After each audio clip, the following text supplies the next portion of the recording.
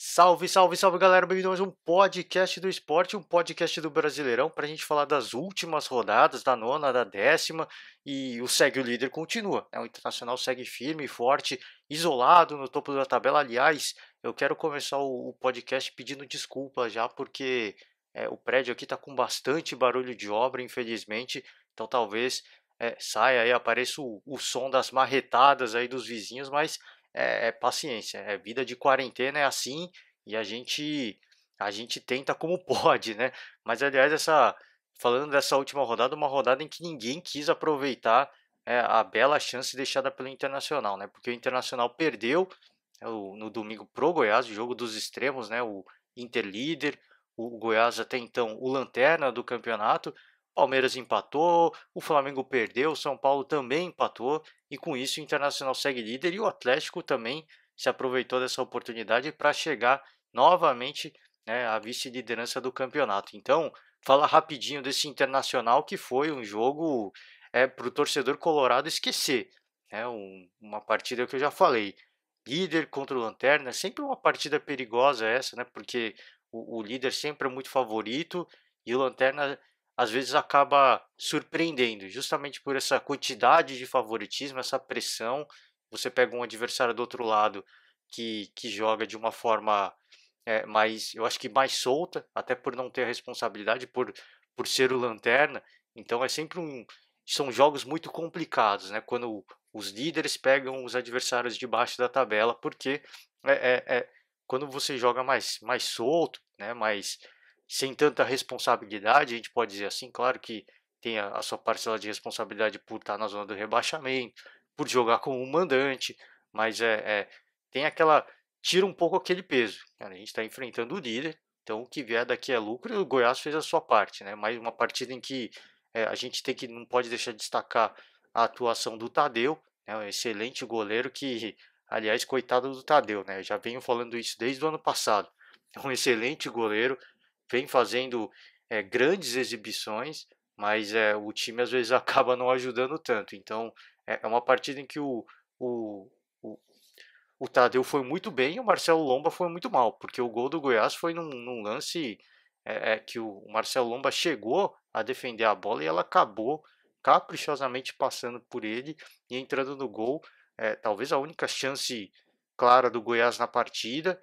Fez o seu gol, né? Teve o Vinícius foi o que fez o gol, mas teve o Jefferson expulso no comecinho do jogo e parecia que ia ficar ainda mais fácil para o Internacional. Não foi isso que aconteceu.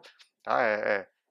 O Cudê, o Eduardo Cudê até falou, é complicado, né? Você vê o adversário joga por uma bola e acaba vencendo a partida. Eu acho que foi um excelente partida para o Internacional para sentir o que vai ser a Libertadores, porque a Libertadores é isso. Não adianta é, é, agora ficar se lamentando, o que já foi, e isso é o que vai acontecer na Libertadores. Foi um teste de Libertadores. Um time que tem um jogador a menos, que joga por uma bola, faz o gol, eu acho que o time tem que ter a frieza para lidar com essa situação e buscar o resultado, no mínimo um empate. E o Internacional não conseguiu, né, alguns lances meio despretensiosos, alguns no desespero. Ressaltei também alguns grande mérito do Tadeu, do goleiro do Goiás, e com isso o Goiás saiu vitorioso, né, deixou a lanterna do campeonato e deixou o torcedor colorado com um gosto bem amargo na boca, né? Então é, é, fica aí esse, esse revés, a gente pode dizer assim, na campanha, né, do Internacional nesse campeonato que vinha começando, que tinha começado muito bem, né? Chegou na liderança, aí teve aquele empate com o Palmeiras, que é o que eu falei, tinha comentado aqui no próprio podcast, era um empate até de certa forma esperado, por entrar com alguns reservas, jogando na casa do adversário que tem o gramado sintético, mas jogando todo respeito ao time do Goiás, claro, mas você jogando na casa do adversário com um jogador a mais, é a típica partida que não dá para perder, né? Você não pode deixar de pontuar. O Internacional perdeu uma grande chance, uma grande oportunidade aí de ampliar a vantagem à frente dos seus adversários. Eu acho que a única coisa que fica de positivo é que o Internacional tem que usar essa partida, né, para se situar, assim, em termos de Libertadores, porque é isso que vai acontecer na Libertadores, né? Você pega adversários inferiores tecnicamente do outro lado, às vezes tem, inclusive com um jogador expulso, você vai enfrentar uma situação como aconteceu com o Goiás. E o Internacional mostrou que não está preparado ainda para esse tipo de situação. Então, ainda bem, acho que o torcedor tem que pensar isso agora é isso. Ainda bem que isso aconteceu agora, porque a Libertadores vem aí e a gente já teve aí um belo tapa na cara para a gente entender o que vai ser a Libertadores e o que pode acontecer. E a gente está preparado para todo tipo de situação, né? Aparentemente, começa a perder um pouco do embalo internacional, mas eu acho que não dá para deixar a peteca cair. É natural que o cansaço comece a vir, mas o time, eu acho que não pode deixar o ânimo cair, até porque é líder do campeonato, o embalo tem que continuar buscando motivação, tem que continuar buscando aí é, é, o bom futebol, o caminho do bom futebol, porque é isso, cara.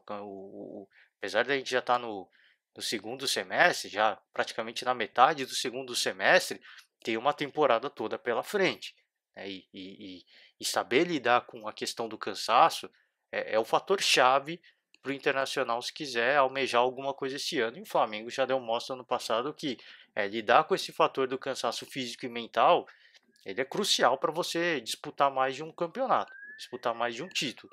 Então, deixou um ótimo exemplo, que eu falei, o Flamengo do Jorge Jesus deixou um ótimo exemplo para todo mundo, e eu espero que esse exemplo seja seguido. Tá? Mas aí a gente não sabe o que o departamento médico do Flamengo fez. Mas, cara, é buscar informação. É uma conversa aqui, é uma conversa ali, entender o trabalho que foi feito, tentar fazer algo semelhante. Porque esse é o caminho das pedras. Eu acho que esse é o sonho de todo torcedor. É ver o seu time do coração brigar por mais de um campeonato. Não focar só em um ou em outro. É você conseguir ter a capacidade de, sem poupar ninguém, você conseguir buscar mais de um título. Né? Claro que o Internacional tem o Kudê como treinador. E o que a gente está vendo é um Internacional que preza mais por um jogo muito mais físico, tá, do que a gente se acostumou a ver com o Flamengo, né? O estilo de jogo do Flamengo do ano passado possibilitava o Flamengo é, é, é, a não poupar tantos jogadores, né? A utilizar os mesmos jogadores partida após partida, que era um time muito ofensivo, tomava a bola com muita facilidade, então não era um jogo fisicamente tão desgastante, né? Era um jogo tecnicamente muito assim, invejável, a gente pode dizer assim, e com isso auxiliando muitos jogadores na questão física, porque não cansava tanto quanto poderiam se cansar, e também mental, né? Porque você ganha um, ganha outro, isso mentalmente te deixa contente, te deixa motivado a buscar ainda mais. Então, que eu falei, deixou um exemplo aí, e claro, ressaltei, o estilo do Eduardo Cudê é diferente, mas eu acho que cada time dentro da sua proposta de jogo, eu acho que tem que buscar uma solução.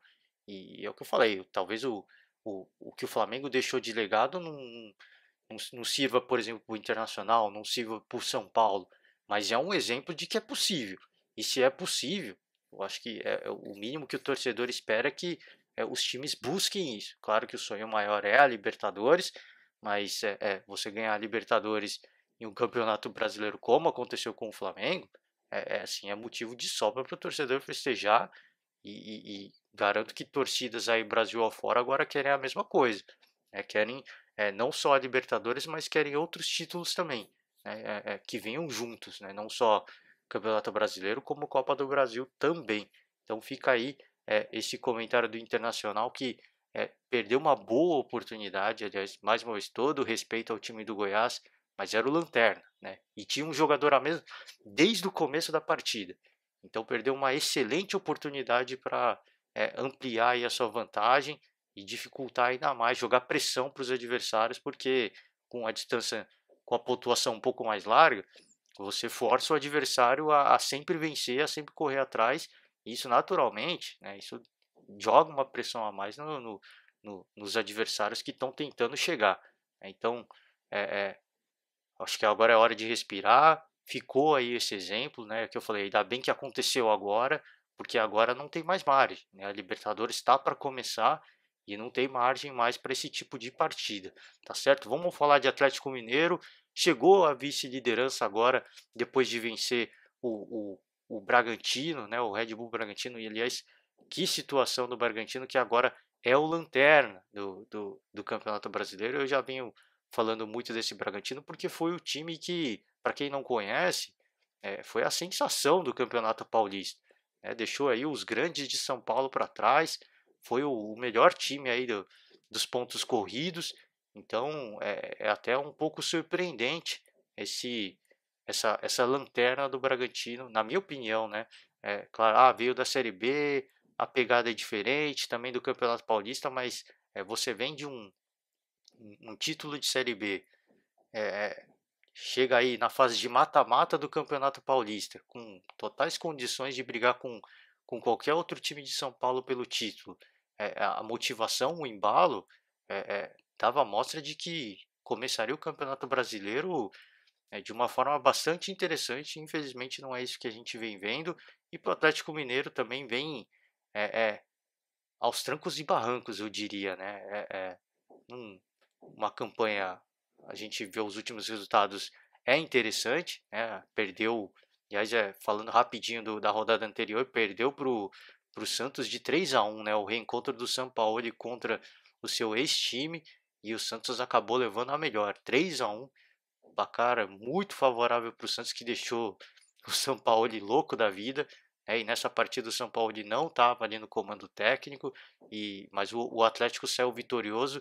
Aliás, o Bragantino chegou a empatar a partida e o Atlético teve que buscar, né? Teve o Sacha perdeu um pênalti e teve que buscar o resultado no finalzinho do jogo. Um belíssimo ali cruzamento do Queno, e o Savarino fez o gol da vitória. Então, o time do Atlético Mineiro, eu acho que me decepciona em relação ao aspecto de estar oscilando, tá? De não ser ainda uma unanimidade, porque eu achei que o São Paulo, em pouquíssimo tempo, até pela a quantidade de investimento que foi feito no elenco, ele em pouquíssimo tempo ia fazer esse time do Atlético jogar muito parecido com o Santos. E não foi isso, né? No Santos também demorou um pouco, né, para ele ser uma unanimidade. Então, no Atlético Mineiro, acho que a gente vai ter que, o torcedor atleticano, o torcedor do Galo, vai ter que ter um pouquinho mais de paciência, né? Claro que tá na vice-liderança não é demérito nenhum, eu só achei que, eu não tô aqui querendo ser negativista nem nada disso. Eu acho que o Atlético vai ser sim um adversário a ser batido nessa temporada. Mas eu achei que o aquele Atlético que a gente imaginava jogar parecido com o que o Santos estava jogando no final da temporada do ano passado, iria acontecer um pouco mais rápido. E não é isso, na verdade, que a gente vem vendo. Então, um trabalho que se começa do zero, né? Um outro estado, um outro clube, elenco diferente, e é natural que isso aconteça. Eu acho que o São Paulo ele tem tudo para brilhar à frente desse time do Atlético Mineiro, que está ali na vice-liderança, né? Chegou a liderar, oscilou, agora chega à vice-liderança. Eu acho que é um time, sem dúvida nenhuma, para se ficar de olho. E o torcedor tem motivo de sobra para continuar otimista nessa temporada, tá? Porque São Paulo no comando técnico é sempre algo muito positivo, tá? Pelo menos essa é a minha opinião, né? Tá certo? Acho que muita gente acha que isso é discutível, né? Gerou toda a discussão dos técnicos estrangeiros no ano passado. Eu acho que é uma unanimidade, e eu tenho certeza, até mais uma vez repito, até com os investimentos que foram feitos, que tem tudo para entregar um ótimo trabalho à frente do Atlético Mineiro. O terceiro colocado é o São Paulo, é o São Paulo que empatou com o Santos no sábado, clássico paulista. O São Paulo fez o gol, o Santos buscou um empate, aí o Gabriel Sara ampliou o marcador mais uma vez, e aí o Marinho, aí teve o apagão no jogo, né? O Marinho estava cansado, ele estava sendo poupado, e acabou, depois que as luzes foram religadas, né? A gente pode dizer assim, o Marinho entrou e fez um gol de falta. Aliás, que golaço, né? O Marcelo Volpi tirou a barreira e acabou tomando um golaço cabuloso, né? A bola fez um efeito deu aquele golpe de vista e o goleirão ficou parado, ficou vendido num lance que foi praticamente no meio do gol. Então, um partidaço, é digno de um clássico paulista e um resultado que para o São Paulo seria fundamental, né, para tomar a liderança do Internacional. Acabou não acontecendo e eu acho que a gente foi brindado com uma bela partida aí de futebol.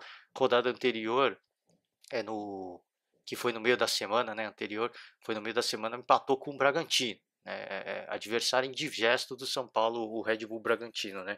Então já são 2 resultados em sequência aí do São Paulo, que não são favoráveis, a gente pode dizer assim, né, que não são de vitórias, e mais uma bela oportunidade de tentar encostar no Internacional, que vem ajudando também, né, não vem desgarrando pelos resultados recentes, não vem conseguindo ampliar a vantagem. Então, apenas 2 pontos aí do líder internacional, assim como o Atlético Mineiro, São Paulo e Atlético com 18 pontos, Internacional com 20, mas segue na cola, segue firme e forte, né, na cola do Internacional de Porto Alegre. O quarto colocado, o time do Vasco, cara, que jogaço, né? Que partidaço, a partida que foi entre o Botafogo e o Vasco, clássico carioca, partidaço, cara. Assim, essa é a palavra que define o que foi esse jogo.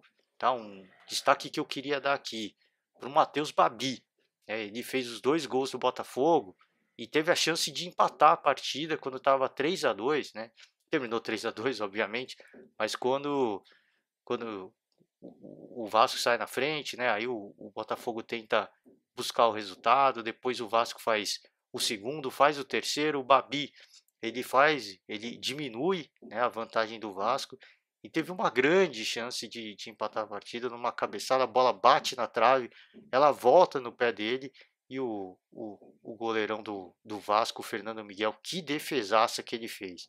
Ele impediu o terceiro gol do Babi, o empate do Botafogo e uma partida começou aí com o gol do Vasco, um lance bizonho, absolutamente bizonho, né, da defesa do Botafogo, para o Ribamar abrir o placar, depois o Cano faz o segundo, o Igor faz o terceiro e o Botafogo com o Matheus Babi quase conseguiu a igualdade, um jogaço, cara, assim, um belo jogo, a partida foi muito intensa, muita correria, grande chance para os dois lados e o Vasco saiu vencedor e não só vencedor, chegou aí, fica, se mantém aí, a gente pode dizer, no G4, tá? Sendo à frente aí, ficando à frente, inclusive, do Flamengo, rival do estado. Então, que partidaço, cara. Assim, o Botafogo, infelizmente, vem fazendo algumas partidas, né? A gente pegar as últimas partidas do Botafogo, vem fazendo excelentes exibições às vezes e não vem conseguindo resultados positivos e segue aí o primeiro time na zona do rebaixamento. Então é situação extremamente desconfortável, né? Quando você faz boas partidas, consegue aí é, às vezes até excelentes e boas partidas, acabei de falar, né? Boas partidas, mas não consegue bons resultados, né? Então, às vezes acaba desmotivando, você acaba perdendo um pouco do ânimo, tá? Tô fazendo muito barulho aqui, galera. Agora tô até ficando tá até me desconcentrando. Eu peço desculpas mais uma vez, tá? Mas vamos seguir, vamos tentar tocar aqui até onde der, tá? Porque a obra aqui parece que tá no andar de cima. Desculpa aí, galera. Que eu falei, tá até me desconcentrando um pouco, tá? Tô ficando um pouco disperso porque tá me incomodando muito, tá? Mas seguindo falando de Botafogo, vem a gente pegar as últimas partidas, até vem fazendo boas exibições, mas não vem conseguindo a vitória. Então fica a expectativa, né, de que é, é, é, a maré possa virar. Acho que é questão de tempo. É o que eu falei quando eu estava falando de clássico entre Grenal, né, do clássico gaúcho Grenal, entre o derby paulista, né, do Corinthians, do Palmeiras, Palmeiras Corinthians, assim, o Palmeiras um, vinha com dificuldades de vencer o Corinthians nos últimos anos. E o Internacional jogando contra o Grêmio também, né? Sempre complicado vencer o seu maior rival. E é o que eu falei, às vezes é uma maré e, cara, tem que continuar jogando, tem que continuar acreditando que uma hora a maré vira. Aconteceu com o Palmeiras Então acho que tem que o Botafogo tem que seguir nessa, fazendo a sua parte, continuando com boas exibições, que eventualmente os resultados começam a aparecer. Claro que eu acho que eu comentei isso quando o Fernando Diniz era treinador do Atlético Paranaense, né? Não adianta você jogar bem, não adianta você fazer grandes exibições se você toma muitos gols. O Atlético Paranaense do Fernando Diniz era assim, né? Tinha muita posse de bola, jogava de um futebol muito interessante, mas sempre tomando muito gol. No Fluminense foi a mesma coisa. Então não adianta você sempre fazer grandes exibições e acabar tomando muitos gols. Eu acho que esse acho que é o ponto de equilíbrio que o Botafogo vai ter que encontrar. É ofensivo, esse Matheus Babi vem jogando muita bola, mas vai ter que encontrar um ponto de equilíbrio entre o ataque e a defesa, né? Porque senão, né, não adianta você fazer 3 gols e tomar 3 gols. Aí não vai resolver sua vida. Esse que é o, esse que eu acho que é o grande, o dilema que o Botafogo vai ter que enfrentar aí para encontrar os caminhos da vitória e voltar a escalar na tabela, porque tem futebol para isso, né? Acho que até a gente fica até um pouco chateado quando vê isso acontecendo, né? De um time jogar bem, perder ou empatar e não conseguir subir na tabela. É uma situação muito incômoda, mas tem que encontrar ali um meio ponto para um meio termo para conseguir balancear a postura ofensiva com a sua postura defensiva. E aí sim reencontrar os caminhos da vitória, tá certo? Quinto colocado o Flamengo, é o que eu falei, eu antecipei aqui. O Flamengo que vinha embalado, né, tinha vencido no meio da semana do Fluminense, né, um clássico. Vencer um clássico é sempre um combustível a mais e acabou sendo surpreendido pelo Ceará. 2-0, né? O Ceará, aliás, é, é aquele adversário indigesto, né? Ele acaba surpreendendo e foi, cara, um resultado que pode dizer expressivo, né? E é o que eu falei, cara, o Flamengo, o que vem me chamando a atenção do Flamengo, desde a chegada do Dominique, essa questão do Flamengo vem vir tomando muitos gols.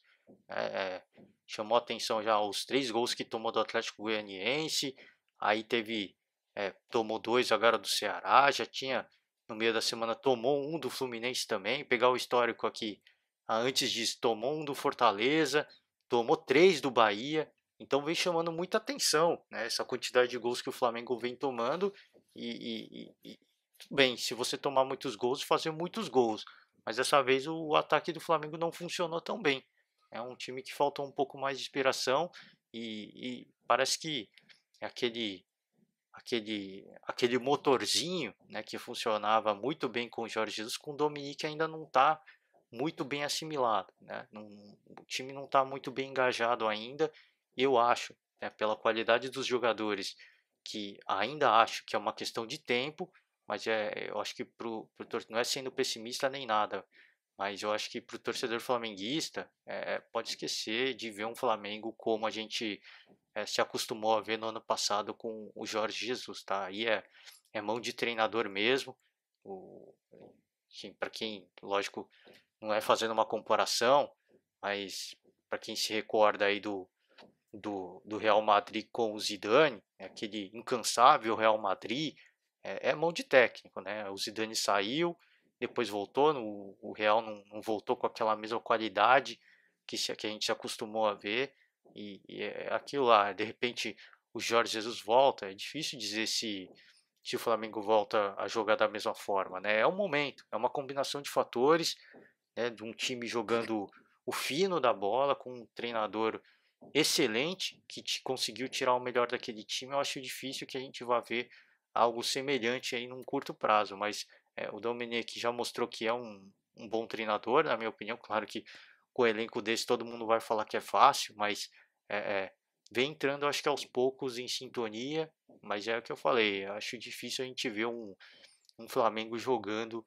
como a gente se acostumou a ver, mas tá lá no topo da tabela. Eu acho que é sempre continua para mim sendo o favorito dessa temporada pelo elenco que tem, pelo treinador que tem também, mas eu acho que aquele Flamengo de muitos gols, todas as partidas, eu acho que isso não vai acontecer. A gente vai ver um Flamengo muito forte, mas que os adversários podem sim acabar surpreendendo. Eu acho que o que a gente vem vendo, acho que dá uma motivação para os adversários de que é possível bater esse time do Flamengo, tá? É possível. Um dia ou outro você pode pegar os caras um pouco menos inspirado e dá para arrancar pontos do Flamengo. Eu acho que é isso que a gente vem vendo e também é natural, né? Eu acho que até os jogadores entrarem naquele esquema do novo treinador, que tem uma forma de trabalhar diferente. Às vezes alguns jogadores podem nem jogar a temporada inteira e não gostar da forma como o Domenech trabalha. Então, são coisas que o tempo vai dizer. Mas claro que o Flamengo está na quinta colocação e eu acho que tem tudo para subir um pouco mais e brigar sim pelo título, aí, pela liderança da tabela, porque é um grande elenco, um grande time, uma excelente estrutura. Tá? E eu acho que para o Flamengo as coisas começarem a. É o que eu falei do Atlético Mineiro com o Sampaoli, né? Acho que precisa um pouco mais de tempo para o time se afinar, né? Sintonizar um pouco melhor e aí sim entrar de vez na briga pelo topo da. Já tá, né? Tá 3 pontos só do Internacional. A gente tô falando, parece que tá mó longe. Não, tá? É uma rodada só de diferença. Então, pode sim, num curtíssimo prazo, chegar no topo da tabela e vai brigar por esse título sem dúvida nenhuma, porque é um time que já mostrou que dá para jogar vários campeonatos sem poupar. Então, acho que para os adversários é algo para tomar cuidado, porque eu tenho certeza que todo mundo vai priorizar a Libertadores e vai deixar o Brasileiro um pouco de lado. É aí que o Flamengo pode crescer. Tá? Então, acho que é um ponto que o torcedor rubro-negro pode se animar bastante em relação a isso. Para finalizar o G6, eu acho que é o último jogo que eu vou dar um grande destaque, o Palmeiras. Né? O Palmeiras jogou contra o Sport nesse final de semana, empatou em 2-2 e o Palmeiras vem vivendo uma relação de amor e ódio, o torcedor palmeirense, no caso, com o Luxemburgo, porque na rodada anterior venceu o Corinthians, né, no rebatizado aí, né, na Neoquímica Arena, né, o rebatizado estádio, primeiro clássico no novo estádio, a gente pode dizer assim, né, no novo nome, a arena com um novo nome, e tomou um 2-0, cara. Assim, assim, aquilo situação para o torcedor corintiano ficar amargurado, aborrecido, e terminou com a demissão do Thiago Nunes, né? Antes da partida, o André Sanches, o presidente, disse que não ia demitir o Thiago Nunes, porque assim, ele falou que só ia demitir se sentisse que o treinador perdeu o elenco. E não era isso que ele vinha vendo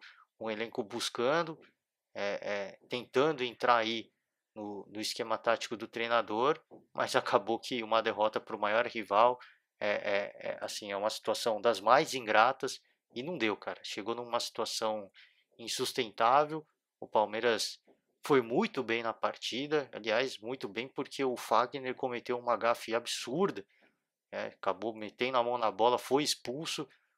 O Palmeiras abriu o placar, depois o garoto que veio da base, o Verón, ampliou e o Palmeiras saiu vitorioso. E o Corinthians teve um segundo expulso, o Danilo Avelar, mais para o final do jogo. Então, eu acho que ficou até barato pelo Corinthians ter dois expulsos na partida. Tá 2-0, ficou bem razoável esse placar para o Corinthians e acabou terminando com a demissão do Thiago Nunes. Aliás, eu já quero deixar aqui um convite para vocês que hoje eu estou falando da rodada, porque amanhã eu quero falar um pouco mais dessa relação de amor e ódio do torcedor do Palmeiras com o Luxemburgo, do drama do torcedor corintiano aí essa temporada.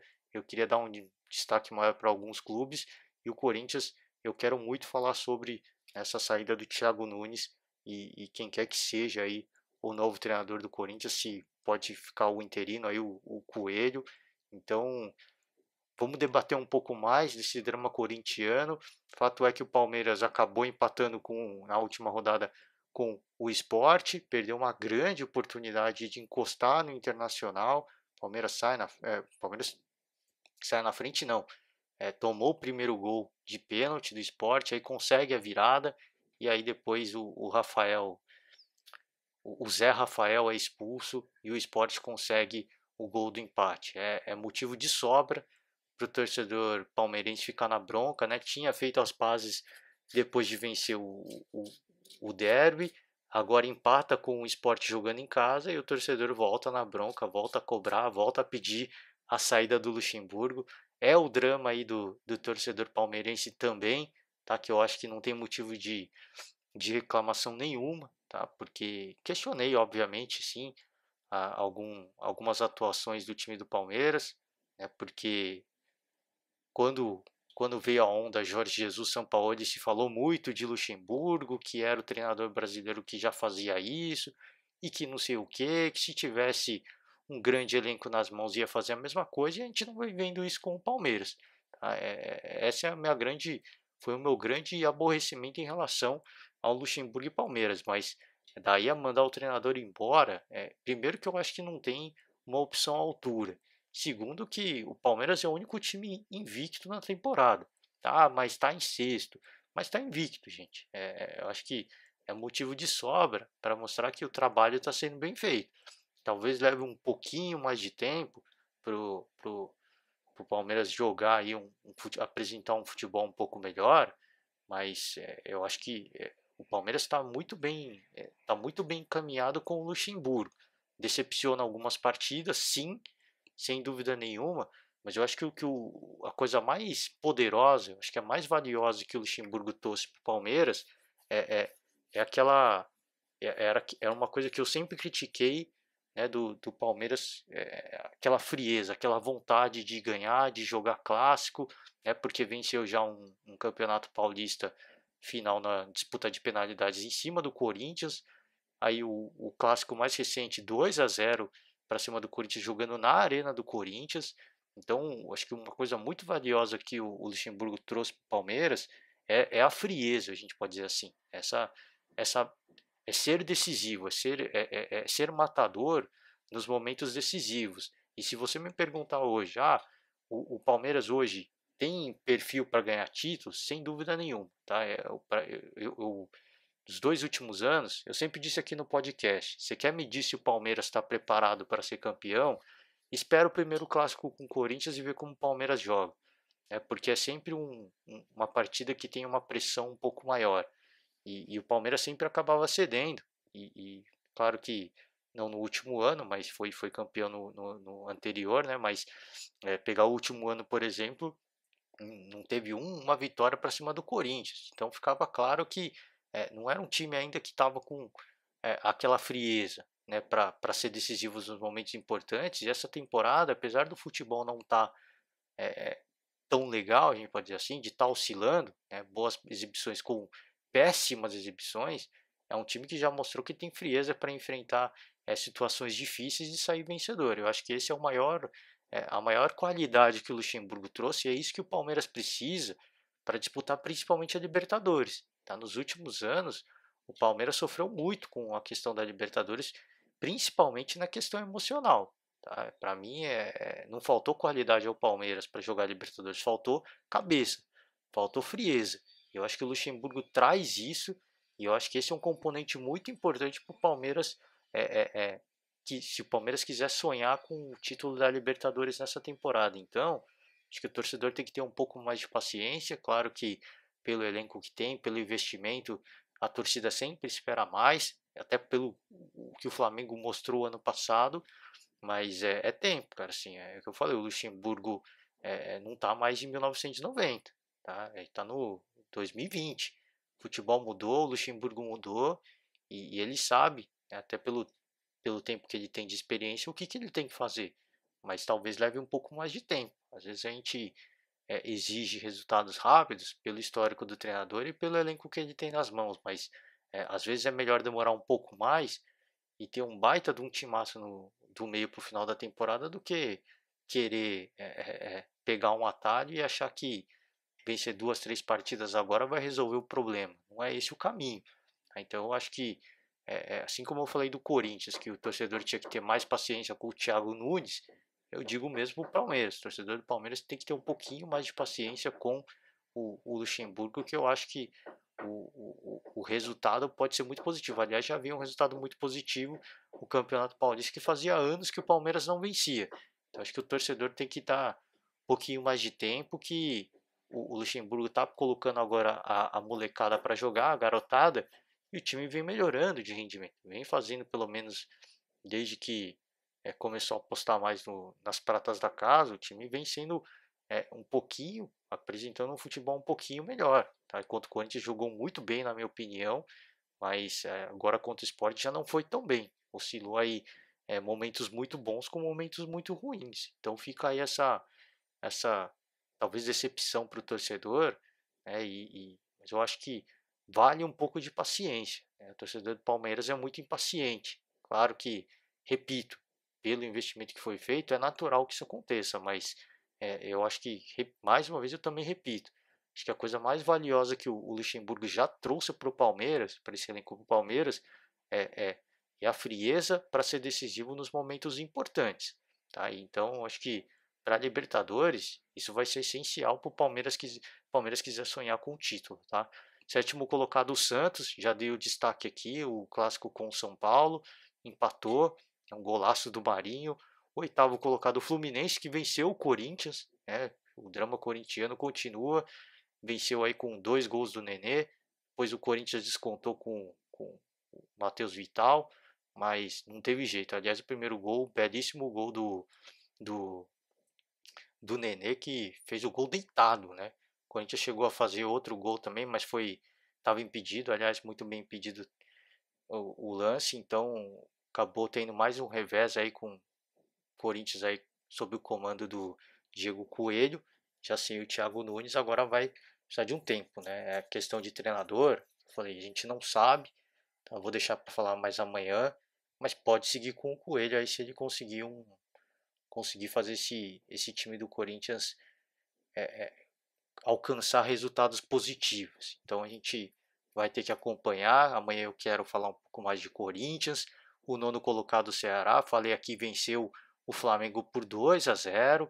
O décimo colocado, o Fortaleza, empatou com o Grêmio na Arena do Grêmio. Bom resultado para o Fortaleza. Décimo primeiro, o Atlético Goianiense venceu do Curitiba por 1-0. E aliás, foi esse gol, se eu não me engano, essa partida não, o Atlético Goianiense. Quem jogou contra o Curitiba foi o Atlético Paranaense. Desculpa aí, torcedor. Mas o Atlético Goianiense jogou contra o Bahia. Estreia do Mano Menezes, né, à frente do Bahia, no comando do Bahia. E o Atlético venceu por 1-0 com um gol do Jean. Ele foi cobrar a falta, a bola bateu na barreira, voltou no pé dele. Ele chutou de novo e fez o golaço. Então, que, que acho que aliás, e nem comemorou, né? Porque ele foi criado no Bahia. Então, que golaço que fez. Fica o destaque aí esse gol do Jean, o goleiro do Atlético Goianiense, para cima do Bahia. É, o 12º Grêmio, eu falei, empatou com o Fortaleza. O 13º, o Atlético Paranaense, venceu, finalmente venceu. O Atlético Paranaense venceu do Curitiba, aí, o clássico paranaense. Dá uma respirada, né? O Atlético vinha de uma sequência de resultados muito ruins, agora consegue um resultado positivo e fica ali na primeira colocação depois aí, fora da zona de classificação para a Sul-Americana. O 14º Sport, eu falei, empatou com o Palmeiras, o 15º Corinthians, perdeu do Fluminense, o 16º o Bahia, já falei também, perdeu do Atlético Goianiense, estreia no Mano Menezes, 17º Botafogo, jogaço contra o Vasco, mas acabou perdendo, acabei não falando, mas teve um golaço do Babi, né, muito longe o chute, fez um belíssimo gol. O 18º, o Goiás, venceu do líder internacional. O 19º, vice-lanterna Curitiba, perdeu do Atlético Paranaense. E o 20º, o Bragantino, que eu também falei aqui, perdeu do Atlético Mineiro, tá certo? Essa é a tabela nesse momento, tá? Essa semana vamos acompanhar as rodadas e é o que eu falei. Hoje eu fiz um podcast um pouco mais longo, falei de toda a rodada, porque amanhã eu quero dar destaque um pouco para o Corinthians, né, vivendo um drama aí, torcedor corintiano nessa temporada, um pouco mais de Palmeiras também, falar aí do caso Neymar que aconteceu, né, a acusação de racismo que Neymar fez. Então vamos dar um destaque aí para outras coisas do mundo do futebol. Fica o meu convite para vocês. Quiser que eu falo de Série B, de outra modalidade, futebol americano começou. Para quem não, para quem gosta de acompanhar, quiser que eu falo, a gente faz também. A gente não é especialista no assunto, mas a gente debate também, traz a discussão para vocês, tá certo? Eu quero desejar para todo mundo uma ótima semana. Amanhã a gente está de volta para falar um pouco mais de futebol. E é isso aí, gente. Valeu e até amanhã. Um forte abraço e até amanhã. Tchau.